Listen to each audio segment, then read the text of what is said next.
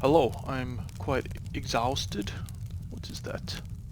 So I'll try to make this one a quickie. I think it's valuable for myself and possibly others. I've tied these up together. Maybe we'll go through that at some point, but every single one of these links up quite nicely. The subject of today is everything I want is already within me. The only thing I need to do is have it. The only thing I need to do to have it is to realize that everything I want is already within me. I'm making this because I have recently come back to this idea, and in doing so, I feel very nice, very amazing. Oh no. Yeah. Life with this realization and without it, it's the difference between discontentment and contentment. Isn't that what we're all chasing? Me think so. Discontentment, oh yucky yucky. Okay. Oh, and that's why I'm making all these videos. I think that's obvious. So, everything I want is already within me. It creates an infinite loop. The only thing I need to do to have it is to realize that everything I want is already within me. And the only thing I need to do to have it is to realize that everything I want is already within me. And the only thing I need to do to have it is to realize that everything I want is... Okay, how does it work? What I want. What I want. What we all want. Forget about what you think you want. You think you want the car and the girl and this guy, that guy. You think you want these material things. Forget it for a moment. Oh, but the reason I'm watching these videos is so I know what it's like to be in the low discomfort state, the suffering state, the discontentment state. I know what it's like. So I know that in that state you can't think clearly, and you're so tunnel visioned on getting the thing that you think you need. The thing that you think you need to... Why do you think you need it? To get a feeling. That's why you think you need it. But you're too fixated on the material object. Pause. Allow yourself to sit with the discomfort for a moment and hear me out. What I want, what we all really want, is to feel your pure signature because all of us is different, unfiltered, undistorted energy. Your pure self, which is just the non-physical way of explaining being yourself. All we want is to be ourselves 100% without filter. If you have experienced that, and I think I have at some point become myself without filter for a period of time, you feel so light. Oh my god, life feels amazing. Oh, you just make friends, you don't care what people say, you just be yourself, you're having fun, you're being happy. There is no negative energy, because negative energy means you're not being yourself. That's all we want. Then, whatever you're doing in the material world as you're being yourself is besides the point. You're having fun regardless. You're enjoying yourself regardless. Every single experience in every single moment is fun and enjoyable for as long as I'm being myself. In fact, I might even go as far as to say that the level of contentment or joy I'm having in every present moment corresponds with the level of alignment I am with my signature self. The more I am myself, the more I enjoy whatever I'm doing, literally regardless of what it is. The more I'm not being myself, the less I enjoy what I'm doing. Okay. Oh yeah, and this breaks down into feeling certain things. To be your signature self, to be your true self, there are certain energies that you want to feel. Or you can just call them feelings if you don't want to say energy because it's too woo-woo. You want to feel the feeling or the energy that you call confidence. I say I call. You could say I want to feel confidence. But there's too much attached to that. Because when I say confidence, you probably have an image of you getting a medal, or you getting a promotion, or you getting... It's instantly a physical thing. It's I want to feel the energy that I call confidence. I don't want this thing. I don't want this image of confidence. I want the actual energy, the pure energy, which precedes the material outcome of the promotion or whatever it is. You think you want the promotion, what you really want is the confidence that you think the promotion will give you. What I want is to feel the energy I call love. What I want is to feel, or be, the energy I call value. And there are other energies, and these break down into more and more energies. Love is, I don't know, unity. I want to feel the energy of unity. I want to feel the energy of nature, stillness, connectedness. Anything positive. I want to feel the energy of strength and wisdom and truth, and centeredness. Alright. That's what we actually want. Now, what we think we want is to be liked, rich, and powerful, and maybe other material things. Because the mind says, because it will make me confident. I want to be rich, because I want to be liked by people, then I will be confident. No. You must feel the energy of confidence. Because you want the energy of confidence. A byproduct of feeling and being the energy of confidence is that people will like you, but you are not doing it for people to like you at that point. You're doing it because you like the feeling of the energy of confidence. I want to be liked, I want to be, let's say, powerful because it will make others like me. No, my friend. You must feel the energy of love. Then, as a byproduct, not because it's what you need to feel loved. You feel love to begin with because... Oh, by the way, I got off track. I need to clarify what I mean by feel it first. How can you feel it first? Maybe you really think that you need something to happen in order for you to feel something. Well, let's go over to a little friend I call depression and anxiety. I think we understand very well that you can generate a thought without any context. You can generate a thought that will spiral you into an anxiety, or an experience of anxiety, possibly into an anxiety attack. You can also generate a thought of depression. If I challenged you right now, I said I'll give you some money. If I give you some money, and all you need to do is make yourself feel depressed right now. Give me the energy of depression. I know that you can feed depressing thoughts into yourself right now. Depress. Wow, I feel like shit, I want to die. I feel like shit, I want to die. That's what you do. That's what you could do, sorry. You could also do it with anxiety. Oh my god, this might go wrong, that might go wrong. Okay, you didn't need anything to happen in front of you, did you? You just needed to sit there and think of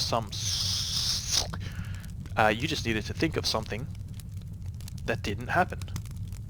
And make it up in your head as if it was real. And then feel the feeling as a result of it, because our mind can't differentiate experience with our imagination. So just think about something that will depress you, and you will be depressed. Think about something that will give you anxiety. Sorry, something that might go wrong, that will be detrimental, oh my god, and you will have anxiety. So, we fully accept that.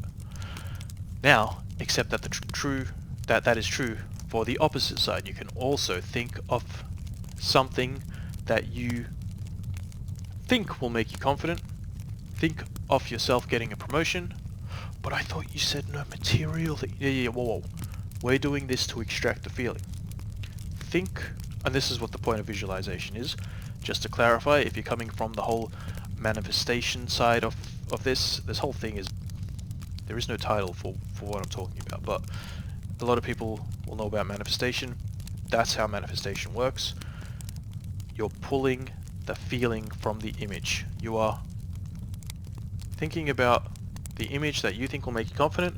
I get a medal, I get a promotion, Make that image real. Play it as many times as you need to, and really insert yourself in there. At some point, you can create that image so perfectly, and you can insert yourself in there where all your senses are fully engaged in it, as if it's a dream.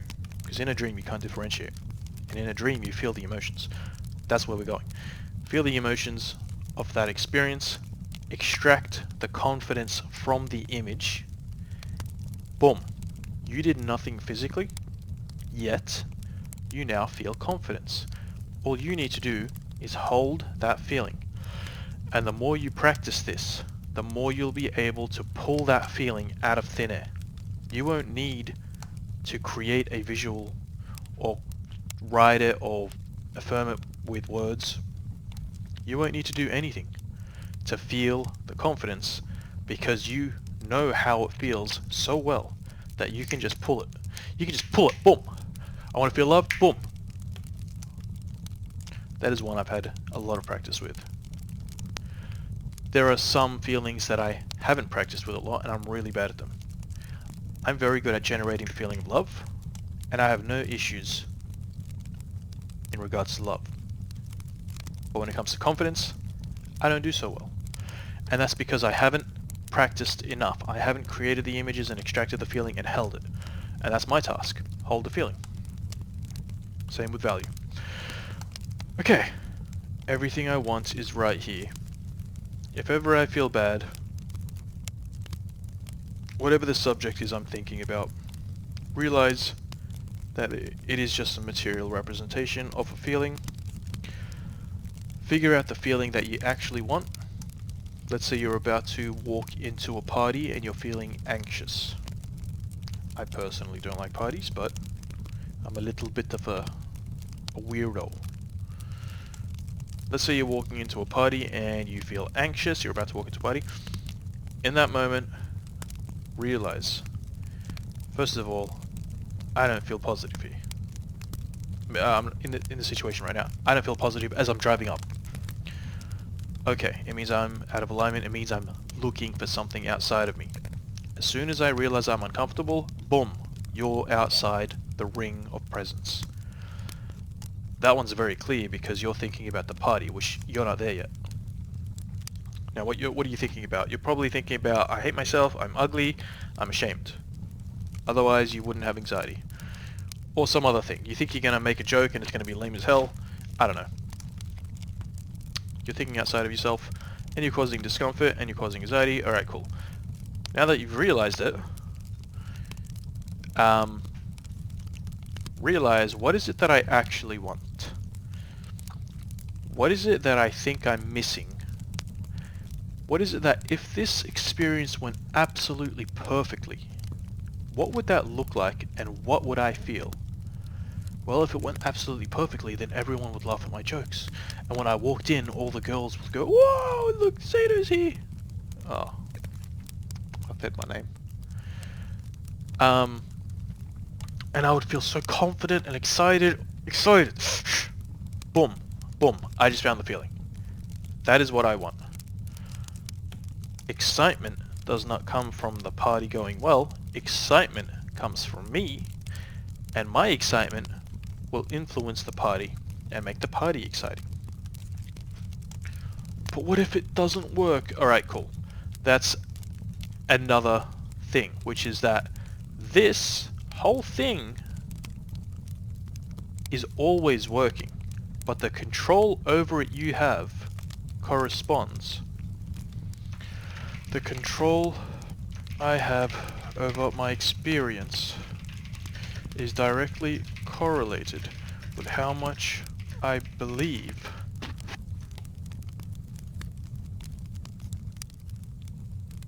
I control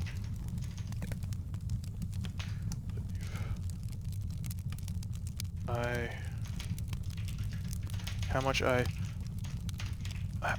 my god.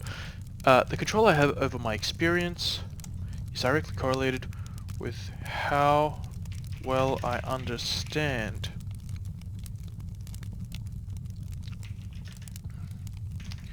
how beliefs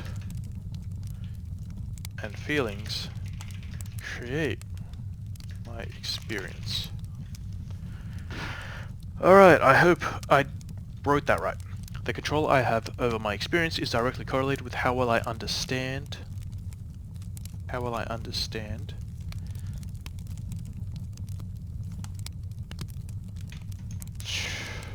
that beliefs and feelings create my experience. Basically, how well do I understand how this all works? That is the level of control I have over my experience. Because if I'm driving up to the party and I realize that I'm anxious, then I realize that what I want is to feel excited and confident. And in that moment I'm thinking that exists outside of me. I think that comes from the party going well. And I register that, oh, whoa, no, I understand how this works. I'm the source of any feeling, and my experience reflects to me whatever I feel. So, I'm going to feel excited. That thought alone makes me feel excited and confident. Haha, I'm going to have an amazing time. Alright, cool.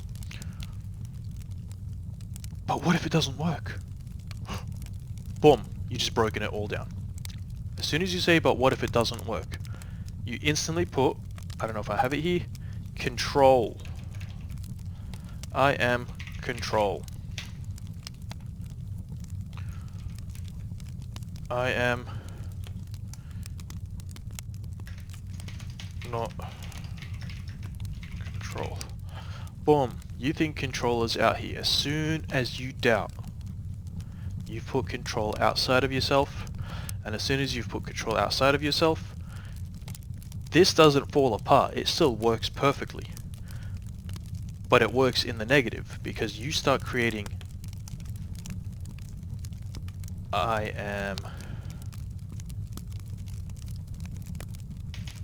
have no control. You create that. You create the loop of no control and experience. In correspondence, what the hell is that? And then you probably, oh, here's another correlation. Every mental stress corresponds with a physical stress. For example, feeling overwhelmed or overburdened and having back pain, or feeling unstable and having knee or foot pain. That's a tangent, so I'll leave that. But yes, you'll probably add another layer to this physical pain, add a layer to the mental pain. Then you'll feel uncomfortable as you enter. Well, you'll feel worse as you're driving towards the party. You will then enter the party feeling like a poo-poo wee-wee, being super nervous. In fact, your nervousness will spike. And then you'll be asked, hey, Seda, how's it going? And then you'll say, and then because you reacted like a strange weirdo, you go, oh my god, what did I just do? Oh my god, they're gonna judge me, oh my god. Because you're judging yourself, they're gonna judge you because everyone's gonna be thinking, what the hell is wrong with this guy? Is he alright? Is this guy alright? Is this guy alright? Maybe they probably don't have bad intentions, but they are going, oh my god, is he right? And then you're saying, oh my god, they're all moderate. They think, am I right? Oh no, what do I do? Oh, I have to pretend, I have to stay here, I can't. And then you're going to get to a point where you can't even say bye because you're so scared and ashamed that you don't know how to leave the party. And that's all because you don't trust in this whole thing. It is working regardless of whether you believe it is or not. But when you don't believe it, you're choosing to believe that you don't have control over your experience and that you don't have control over how your life plays out and over how you feel and over what happens to you or what happens around you. It's not happening to you, it's you happening to yourself. You're doing it to yourself. Regardless of whether or not you know that that's what's happening. It is happening. So, oh, and that is why the core of every religion is faith. This is the faith that they're referring to. Every single religion requires faith in the religion as a base, because without the faith, the whole thing falls apart. And this is the faith that they're actually referring to, but the difference between religion and this is that while having faith in religion gives you little to no feedback, confidence. Faith in religion doesn't give you the ability to know.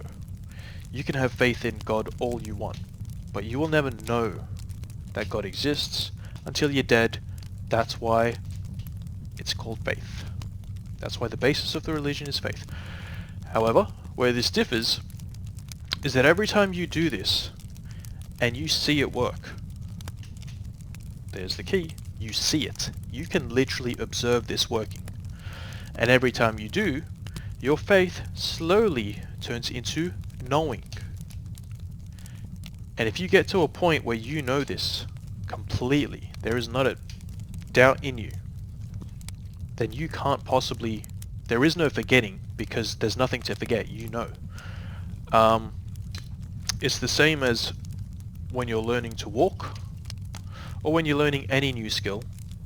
You have faith that if you do it enough times, you'll get good at it. So you do it, and you don't do it well, but you get a little bit better. And then you have faith that you can do it a little bit better. So you go in and then you get a little bit better. And then at some point, you don't need the training wheels anymore. At some point, you have so much faith in yourself that you don't even question whether or not you can ride the bike. You just ride the bike. That is how this works. Whereas with religion, you need to always have faith. It never becomes a knowing.